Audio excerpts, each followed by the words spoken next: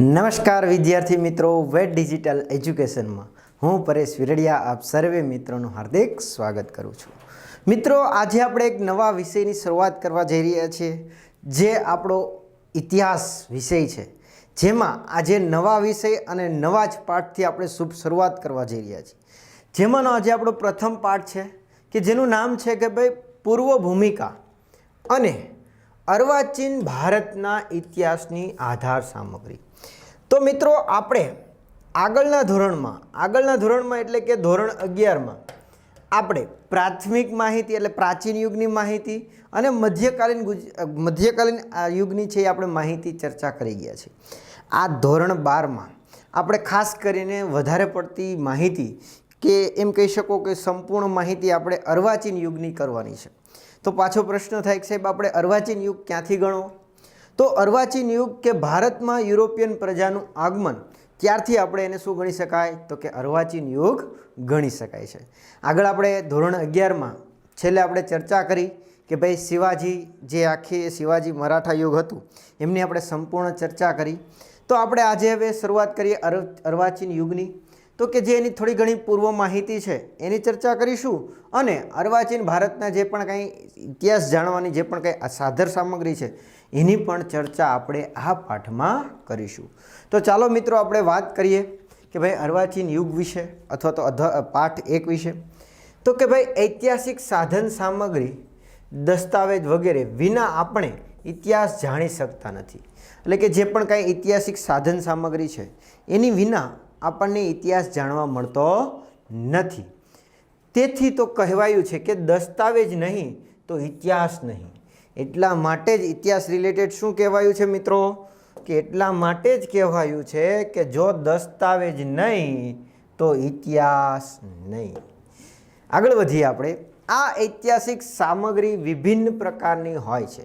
વિભિન્ન એટલે જુદા પ્રકારની આ જે સામગ્રી હોય, ઇતિહાસ જાણવાના જે સ્ત્રોતો હોય, જેની આપણે ધોરણ 11માં પાઠ 1માં સારી રીતે ચર્ચા કરી ગયા છીએ અને એમાં આપણે ચર્ચા કરી હતી ધોરણ 6માં પણ આપણે સારો એવો પાઠ, જે નવી ટેક્સ્ટ બુક આપી છે એમાં પણ સારી એવી માહિતી આપેલી છે। તો વાત કરીએ તે અલેખિત અર્થાત પુરાતત્વીય અને લેખિત એટલે કે સાહિત્યક હોઈ શકે। એટલે આપણો ઇતિહાસ આપણે ખ્યાલ છે મિત્રો કે કાં આપણો ઇતિહાસ છે એ અલેખિત હોય, એટલે કે લખાયેલો ના હોય, એટલે ખાલી અવશેષોના આધારે માહિતી મળતી હોય અને કાંઈ આપણે લખાણ, લિપિ એવી કોઈ માહિતી ના હોય। પણ જ્યારે અમુક ઇતિહાસ છે એ કેવી માહિતી મળતી હોય છે? લેખિત સ્વરૂપે, કે જે ક્યાંક ને ક્યાંક કોઈ બુકમાં છે, કોઈ સાહિત્યમાં છે, એ ક્યાંક ને ક્યાંક ઉલ્લેખ જોવા મળતો હોય છે। તો ઇતિહાસ આપણને કઈ રીતના મળે છે? 2 પ્રકારે મળે છે, એક તો લેખિત અને બીજો અલેખિત। એ ઉપરાંત તેમજ અન્ય અભિલેખિત જે સામગ્રી જે લેખિત બાબતો સાથે સંકળાયેલ હોય તેને પણ અત્રે સમાવેશ કરી શકાય।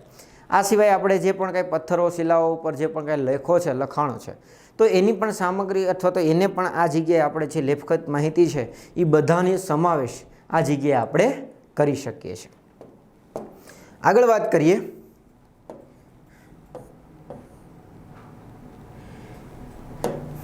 ઇતિહાસ આવી વિભિન્ન સામગ્રીનું અધ્યયન કરી તેમાંથી સત્ય તારવી આપણી સમક્ષ મૂકે છે। તો ઇતિહાસકારો જે પણ છે એ શું કરતા હોય? તો કે આવી જે વિવિધ સામગ્રી હોય, સાધન હોય, જે લેખિત પુરાવા હોય, અલેખિત બાબતો હોય, કંઈ બીજી વસ્તુઓ, ચિત્રો હોય, એના આધારે ઇતિહાસકારો શું કરતા હોય છે? તો કે જુદી જુદી સામગ્રી હોય, સાધન હોય, એમાંથી જે પણ કંઈ સાચો ઇતિહાસ છે, સાચી માહિતી છે, એને અલગ દર્શાવે છે અને ક્યાંક ને ક્યાંક આપણી સામે શું કરતા હોય છે? રજૂ કરતા હોય છે, જેથી કરીને આપણને સાચી માહિતી મળી રહે। આગળ વધીએ। ઇતિહાસ લેખન માટે ઇતિહાસકાર ઘણા બધા સામાજિક વિજ્ઞાનો જેમ કે સમાજશાસ્ત્ર, રાજ્યશાસ્ત્ર, અર્થશાસ્ત્ર, ભૂગોળ અને માનવશાસ્ત્રનો પણ આધાર લે છે। એટલે કે ઇતિહાસકારો છે એ ઇતિહાસનું લેખન કરવા માટે, ઇતિહાસ જાણવા માટે આ એક કોઈ માધ્યમને ધ્યાનમાં લઈને આગળ વધતા હોય એવું જરૂરી નથી। ઇતિહાસકારો છે એ આગળ વધવા માટે કંઈક ને ક્યાંક રેફરન્સ બુકો ખાસ કરીને આપણે કહી શકાય, જેમ કે સમાજશાસ્ત્ર, રાજ્યશાસ્ત્ર, અર્થશાસ્ત્ર, ભૂગોળ, માનવશાસ્ત્રો, એટલે આવા તમે અલગ અલગ બધાની ક્યાંક ને ક્યાંક માહિતગાર છો, કેમ કે તમારે આમાંથી ઘણા વિષય આવતા જ હશે.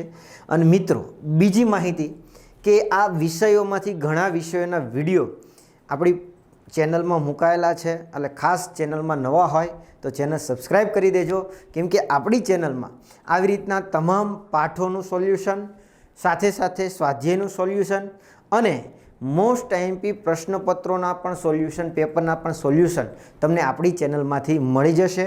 અને બીજા વિષયના પણ વિડીયો છે એ તમે આપણી ચેનલમાં જોઈ શકો છો. તો ખાસ આગળ વધીએ તો કે ઇતિહાસકારો છે એ સામાજિક વિજ્ઞાન છે, આમાં જે બધી વસ્તુઓ છે ક્યાંક ને ક્યાંક ભૂગોળશાસ્ત્ર છે, મનોવિજ્ઞાન છે, રાજ્યશાસ્ત્ર છે, સમાજશાસ્ત્ર છે, અર્થશાસ્ત્ર છે, તો અલગ અલગ જે મહત્ત્વના જે ડિપાર્ટમેન્ટ છે એમાંથી પણ ક્યાંક ઇતિહાસકારો શું કરતા હોય છે, માહિતી લેતા હોય છે. એ જ રીતે કેટલાક પ્રાકૃતિક વિજ્ઞાનો જેમ કે ભૌતિકશાસ્ત્ર, રસાયણશાસ્ત્ર, જીવશાસ્ત્ર, પુરાતત્વશાસ્ત્ર, નૃવંશશાસ્ત્ર સહયોગ પણ પ્રાપ્ત કરે છે.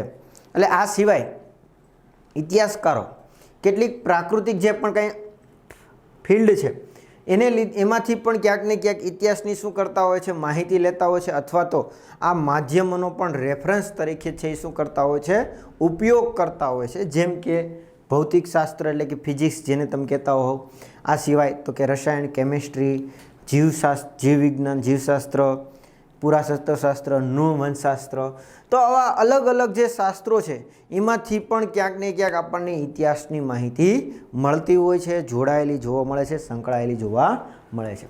આ પૈકીના પુરાતત્વશાસ્ત્રો અને ભૂગોળના સહયોગપૂર્ણ વિકાસથી ઇતિહાસ લેખન ઘણું સમૃદ્ધ બન્યું છે.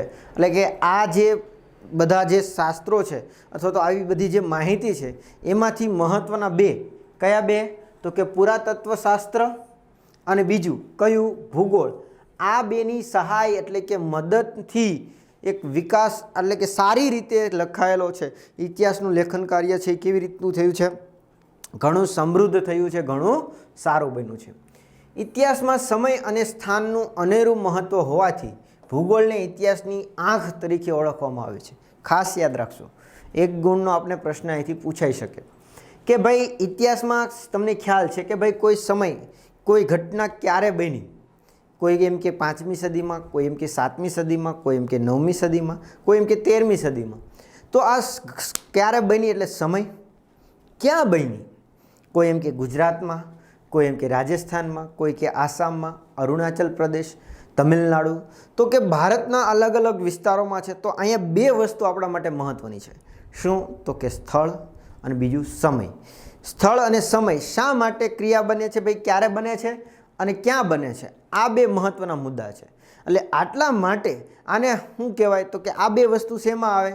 તો કે ભૂગોળમાં આવે. સ્થળ બતાવે, શું બતાવે? ભૂગોળ બતાવે.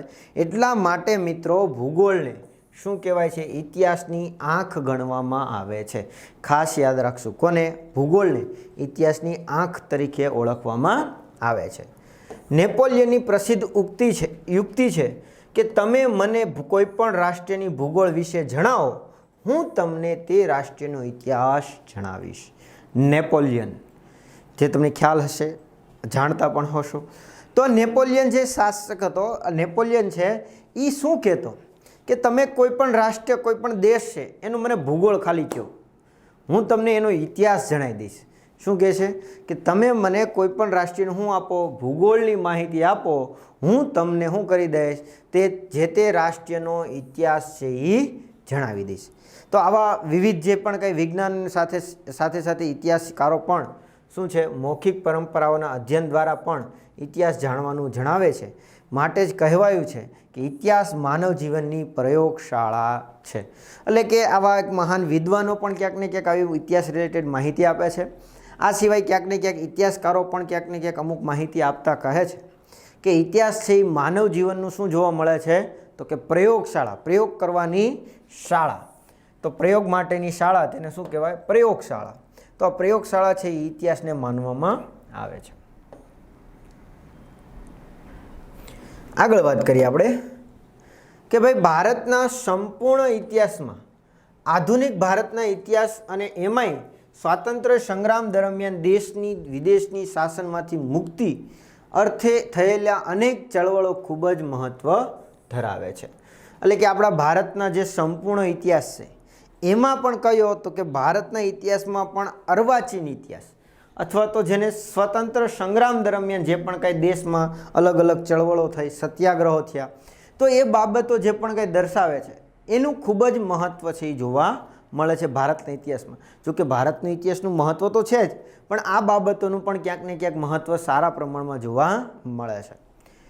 પ્રજાની સંવેદના, પીડા અને બલિદાનોની સાથે સાથે મહાન મુક્તિ સંગ્રામ જોડાયેલા હોવાથી અત્રે લગભગ 200 વર્ષથી અંગ્રેજોની ગુલામીમાંથી મુક્ત થવાની મથામણના આપણે સૌએ આ પુસ્તકોમાં સમાવિષ્ટ પ્રકરણોના માધ્યમથી સાક્ષી થવા જઈ રહ્યા છે.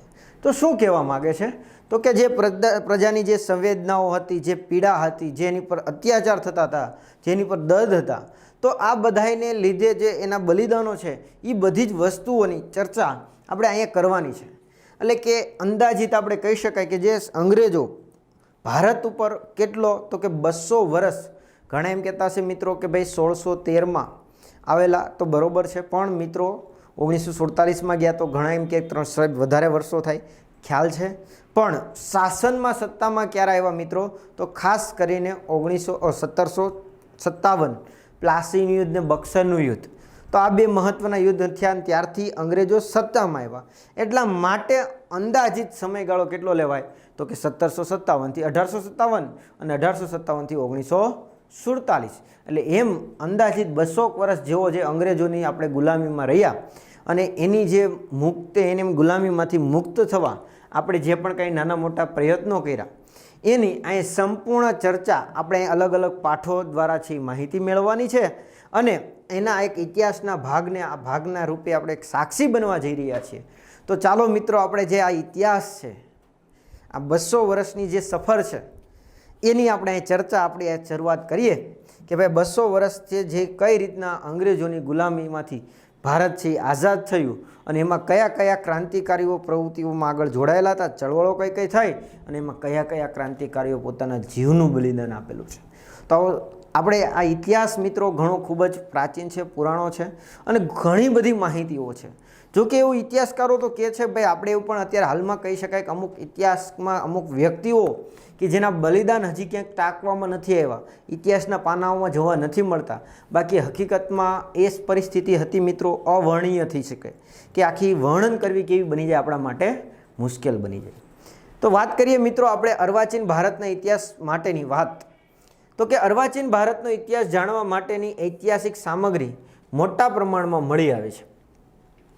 તો કે જે આ અર્વાચીન ભારત છે, ખાસ કરીને ભારતમાં યુરોપિયન પ્રજા આવી પછીનો સમયગાળો, તો એની માહિતી છે એ આપને સારા પ્રમાણમાં મળી આવે છે. સારા પ્રમાણમાં આપને એનું શું મળી આવે છે? તો કે ઐતિહાસિક બાબતો મળી આવે છે, માહિતી મળી આવે છે. એનું કારણ શું છે મિત્રો? તો એ માહિતીથી આપણીથી બહુ લાંબો સમય છે એ ગેપ નથી, વચ્ચે લાંબો સમય ગાળો પસાર થઈ ગયો હોય એવી કોઈ બાબત નથી. એ આપણાથી બહુ ટૂંકા સમયમાં જ બનેલી ઘટના છે, એટલે 200-300 વર્ષ, એટલે એ ક્યાંક ને ક્યાંક આપણી સાથે છે. અને બીજું તો કે જેમાં એ સમયે અંગ્રેજો પણ હતા, એટલે ક્યાંક ને ક્યાંક એ લોકોએ પણ આ ઇતિહાસને સાચવો છે. કેમ? એમણે જે ઓલરેડી હતા તો એ બાબતનું વર્ણન કરતો આ ઇતિહાસ હતો એટલા માટે. પણ હા, આપણું પૌરાણિક યુગ છે અથવા મધ્યકાલીન છે એમાં ક્યાંક ને ક્યાંક આપણી પાસે માહિતીનો અભાવ જોવા મળતો હોય છે. વાત કરીએ ભારતમાં રાષ્ટ્રીય અભિલેખાગાર ક્યાં આવ્યું છે? દિલ્હીમાં. અને રાજ્ય કક્ષાએ ક્યાં આવ્યું છે? ગાંધીનગરમાં. તો ભારતમાં ક્યાં આપ્યું છે? દિલ્હીમાં. અને રાજ્ય કક્ષાએ ક્યાં આવ્યું છે? ગાંધીનગરમાં. આવેલા અભિલેખાગારમાં આ માહિતીનો સંગ્રહ કરવામાં આવ્યો છે. એટલે કે જે ભારતનો આધુનિક ઇતિહાસ છે એનો માહિતી આપને ક્યાં જોવા મળે છે? તો કે દિલ્હી લેવલે, એટલે કે રાષ્ટ્રીય લેવલે ક્યાં છે? તો કે દિલ્હીમાં આવેલું છે. અને રાજ્ય લેવલે ક્યાં આવેલું છે? તો કે ગાંધીનગરમાં આવેલો છે. તેમાંથી આધુનિક ભારતની રાજકીય, સામાજિક, આર્થિક અને સાંસ્કૃતિક સ્થિતિ પર પ્રકાશ પાથરતા દસ્તાવેજો, ગ્રંથો અને પુસ્તકોનો સમાવેશ થાય છે. એટલે કે આમાંથી જે આધુનિક ભારતની માહિતી છે એનો રાજકીય બાબતો, સામાજિક બાબતો કે આર્થિક બાબતો હોય કે પછી સાંસ્કૃતિક બાબતો હોય, આ બધી જ પરિસ્થિતિઓ પર જે પ્રકાશ પાથરે છે, એટલે કે તેજ પાડે છે એવા દસ્તાવેજો છે, અલગ અલગ ગ્રંથો છે, પુસ્તકો, એ બધામાં ક્યાંક ને ક્યાંક આપણી આ જે આધુનિક માહિતી છે, આધુનિક યુગની માહિતી છે, એ ક્યાંક ને ક્યાંક આપણે અહીંથી સરળતાથી છે એ શું થતી હોય છે? મળતી હોય છે. 18મી 19મી અને 20મી સદીના પૂર્વાર્ધનો લગભગ 200 વર્ષના સમયગાળાના ઇતિહાસની લેખનની દૃષ્ટિએ મહત્વપૂર્ણ છે. એટલે કે જે 18મી સદી, 19મી સદી અને 20મી સદીનો પૂર્વાર્ધ, એટલે કે પૂર્વાર્ધ એટલે પહેલાં 50 વર્ષની આસપાસનો સમયગાળો. તો આજે સમયગાળો 200 વર્ષ જેવો અંદાજિત જે સમયગાળો છે એ બાબત છે એ આપણા માટે કેવી છે, મહત્ત્વની સાબિત થઈ રહી છે. આ સંદર્ભે ભારતમાં આવેલ વિદેશી કંપનીઓ અને તેમની સાથે સંકળાયેલી માહિતીઓને આ આધાર સામગ્રીમાંથી આપણને અલગ તારવી શકીએ છીએ. એ જ માટે જરૂરી કેટલીક માહિતીઓ ક્રમબદ્ધ રીતે નીચે પ્રમાણે જોઈ શકીએ છીએ. એટલે કે આ સમયગાળા દરમિયાન, એટલે કે 200-250 વર્ષના સમયગાળા દરમિયાન ભારતમાં જે અલગ અલગ યુરોપિયન પ્રજાઓ આવી, જેમ કે પોર્ટુગીઝો છે, ડચ છે, અંગ્રેજો છે, ફ્રેન્ચો છે, તો આ બધા જે ક્યાંક ને ક્યાંક ભારતમાં છે એ અલગ અલગ છે આવેલા છે. તો એ અહીંયા અલગ આવ્યા અને એ બાબતો છે કે ક્રમબદ્ધ કઈ રીતના અહીંયા આવે છે, શા માટે આવે છે, એની થોડી માહિતી આપણે અહીંયા છે એ ક્રમબદ્ધ દર્શાવવાનો પ્રયત્ન કરેલો છે. તો એની ચર્ચા મિત્રો આપણે આગળના વિડીયોમાં કરવાની છે કે ભાઈ ભારતમાં કઈ યુરોપિયન પ્રજા આવે છે અને એની સાથે જે પણ કંઈ જોડાયેલી સાધન સામગ્રી છે, શું માહિતી જોડાયેલી છે, એની ચર્ચા મિત્રો આપણે આવતા લેક્ચરમાં કરીશું. તો આ વિડીયોમાં આપણે અહીં સુધી રાખીએ. Thank you. જય હિન્દ, જય ભારત. અસ્તુ.